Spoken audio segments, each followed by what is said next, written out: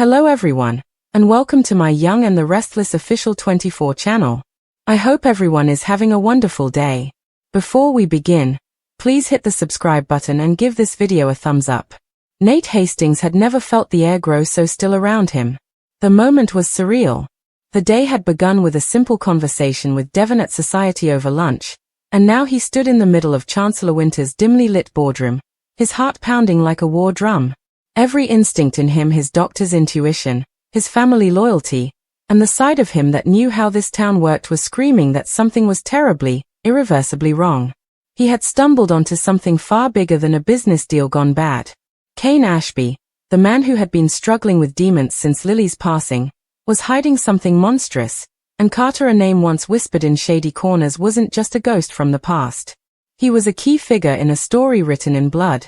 Nate had been reviewing old security footage from one of Chancellor Winter's off-site properties for what was supposed to be a routine audit when he found it, a blurry, infrared recording from 3 months ago, showing two figures, one undoubtedly Kane, the other unmistakably Carter, dragging a third, lifeless body into the woods behind the property.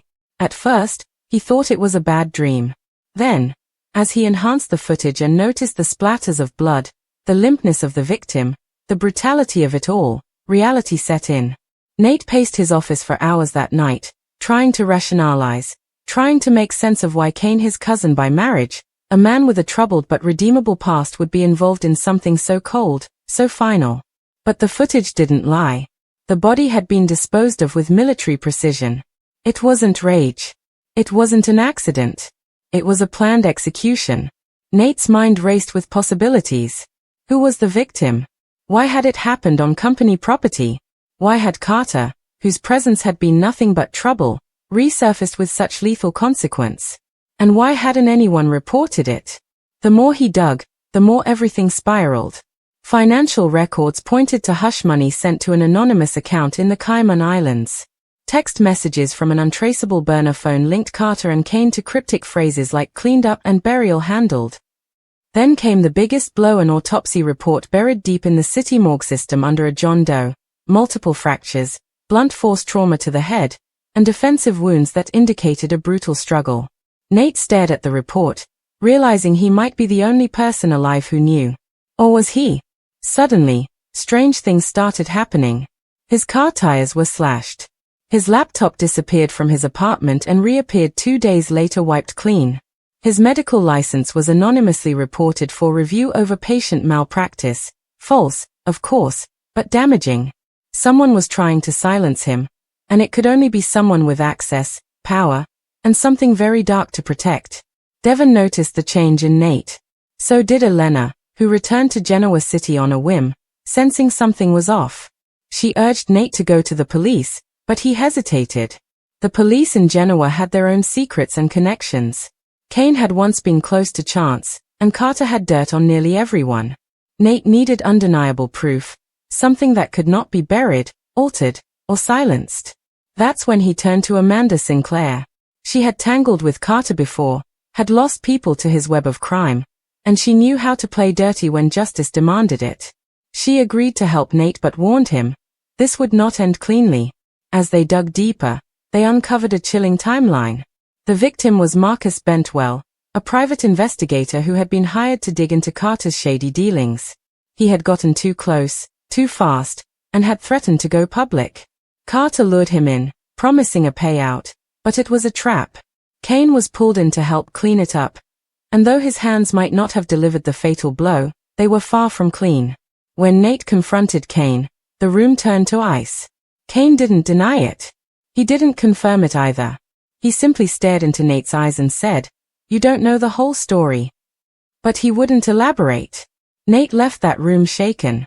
That night, Carter confronted him in the parking lot of Memorial Hospital.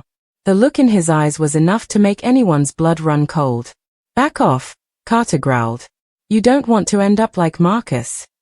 But Nate didn't back off. He doubled down. He and Amanda began assembling a team.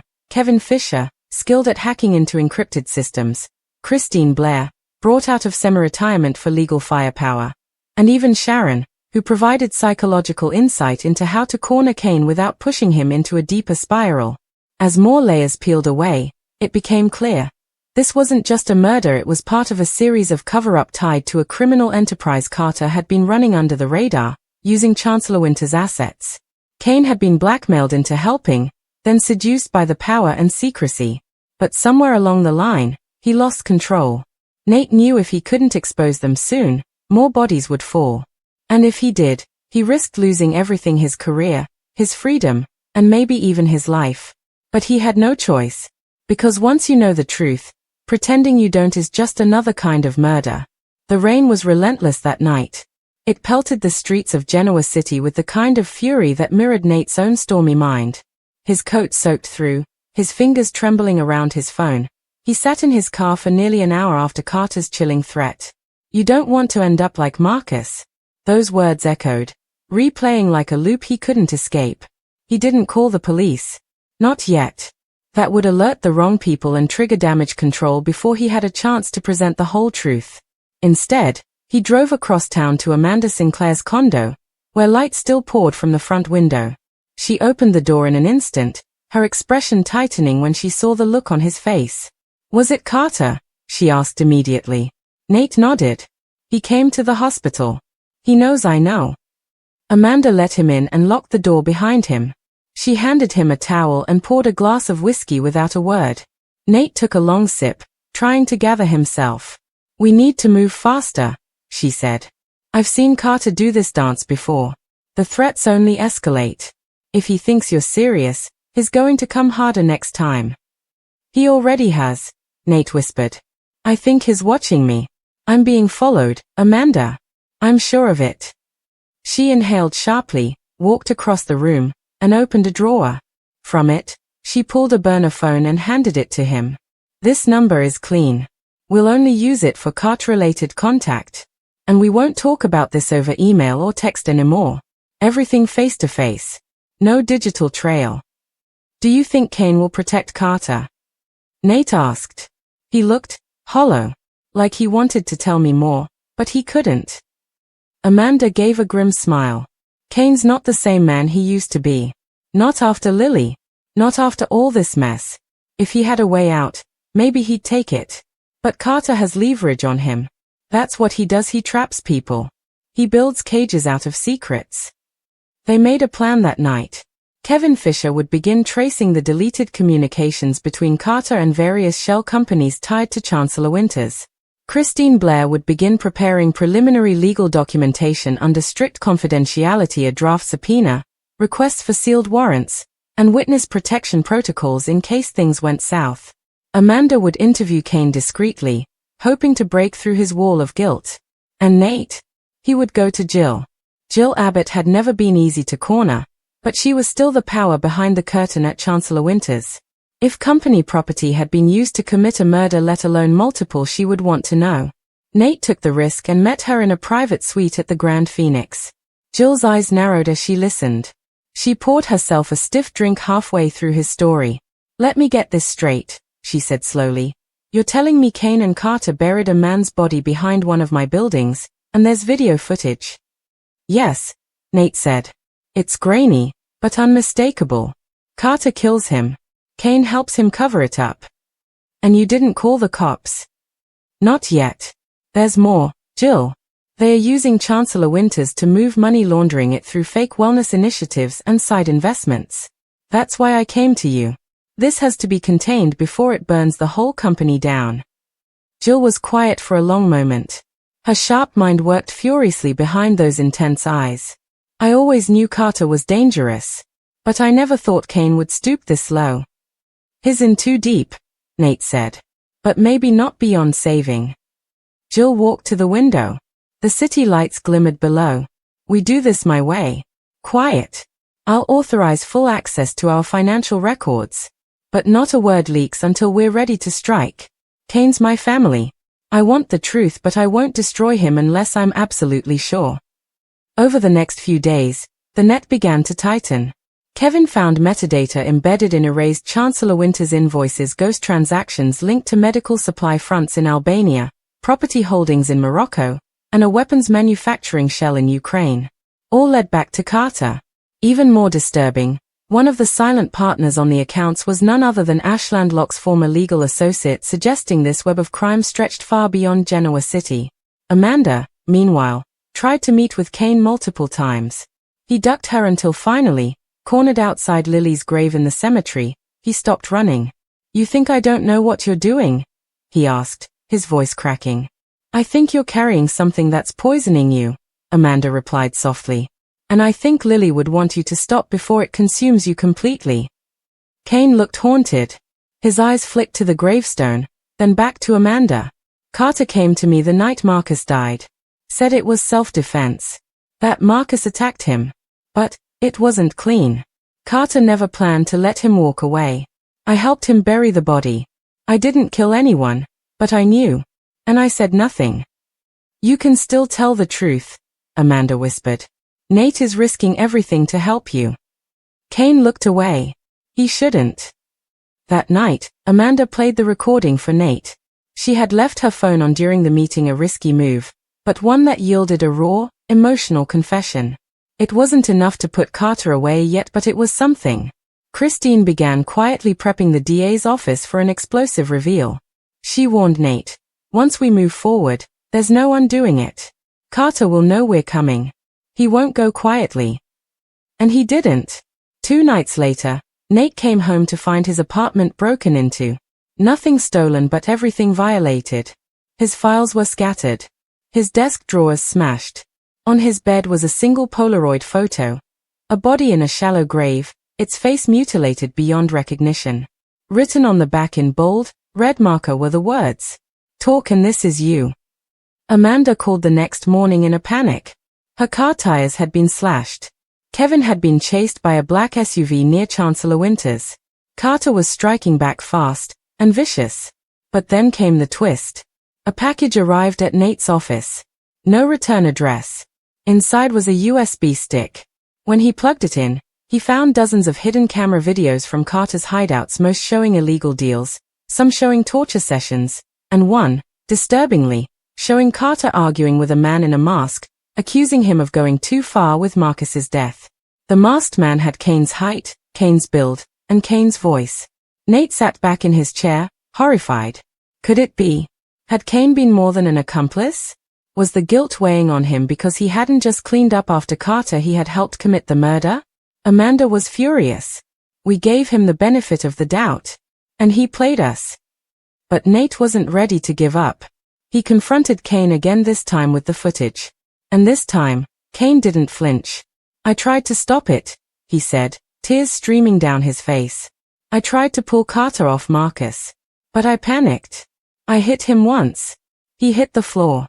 I don't know if that's what killed him. But I helped. I helped." "You've got to come forward," Nate said. "Now.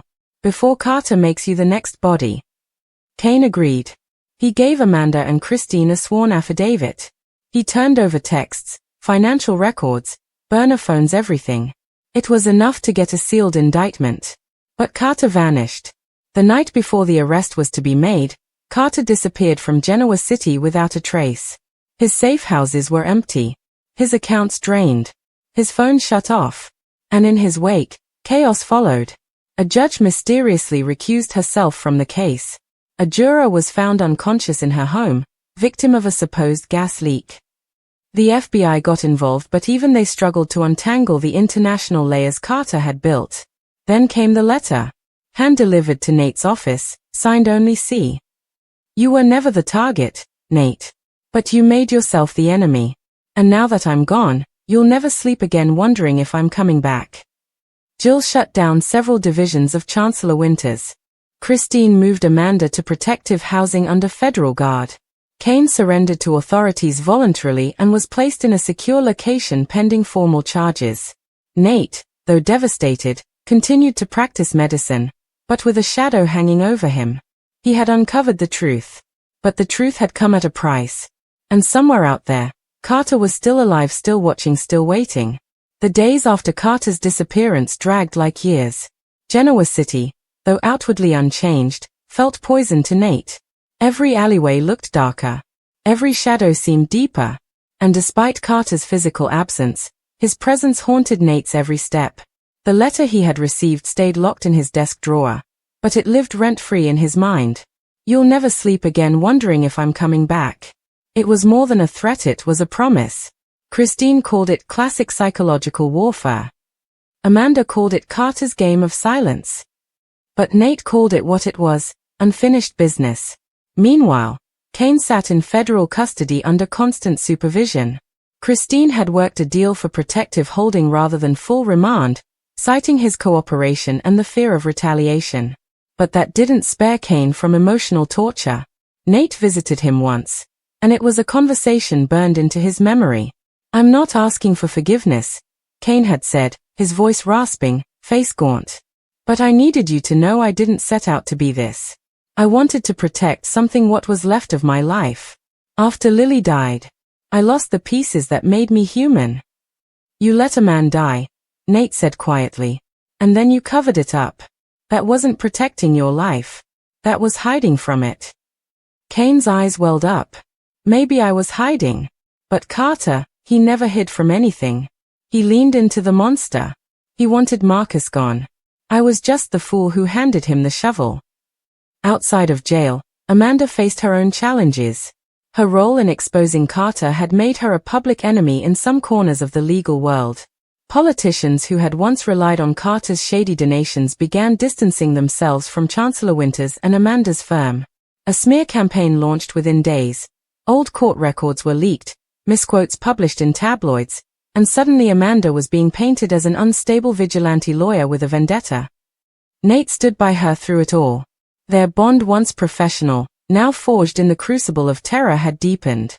Long nights spent combing through files turned into late-night talks about the trauma they'd endured, and eventually, into something more. But neither dared to define it yet. Their world was still too dangerous for labels like safe or love. Meanwhile, Kevin made a breakthrough. He traced the last activity from one of Carter's dummy offshore accounts, small but important. A single private jet was chartered to a remote airstrip in Albania, carrying one passenger under the name Charles D. Reyes. Fingerprint data wasn't available, but security footage captured a man boarding with a distinctive gait identical to Carter's. "Reyes is one of his aliases," Kevin said, pulling up a string of records. "He used it 2 years ago in Dubai, tied to a weapons deal. I thought he abandoned it, but clearly not." "Albania," Nate muttered. "What does he want there?" "He doesn't want anything," Kevin replied. "He's hiding." But Nate wasn't content with that. He needed closure. He needed proof that Carter was either dead or forever exiled, because without it, Genoa City would never be safe. And deep down, Nate suspected Carter wasn't done. Not by a long shot. Then came the break no one expected. One of Carter's former enforcers, a man named Leo Radovic, was picked up in New York for gun trafficking. During his interrogation, he claimed Carter was planning a return to the States quietly, through Canada, and that he had unfinished vengeance in Genoa City. Nate's name came up. So did Amanda's. So did Jill's. Christine acted swiftly. She contacted Interpol, reinforced Kane's holding location with federal marshals, and placed Nate under 24/7 surveillance. Amanda was temporarily relocated again. But the damage was already done. Nate had had enough. "I'm not going to live in fear forever," he told Amanda during one of their secret rendezvous at an undisclosed lake house Jill provided. "What are you suggesting?" Amanda asked. "We bring him to us." Amanda stared. "You want to lure Carter back?" "We give him what he wants." "Me?" "No. Absolutely not." But Nate was serious. "He's going to come anyway. This way, we control the when, the where, and how." With Christine's reluctant approval, a trap was designed. The story was leaked to a few underground news forums. Nate Hastings set to testify in international tribunal with full Carter evidence. It was bait. The fake tribunal date was set for 2 weeks later in Washington, D.C., and the route there heavily publicized would make it seem like Nate was moving through Canada, alone, escorted by minimal security. In reality, Nate never left Genoa City. He stayed in a secure location at the Newman Ranch, with Victor Newman himself overseeing additional private protection. Nate had never thought he'd work with Victor, but the man's resources were unmatched, and Victor had personal reasons to want Carter gone. A secret deal gone wrong years ago had cost Newman Enterprises millions, and Victor never forgot a slight. The trap was laid. They waited. 10 days passed. Then, a hit. Carter resurfaced in Toronto. A customs officer flagged his fake documents. By the time authorities moved in, Carter was gone, but security footage confirmed it. He was back in North America. And he was moving south.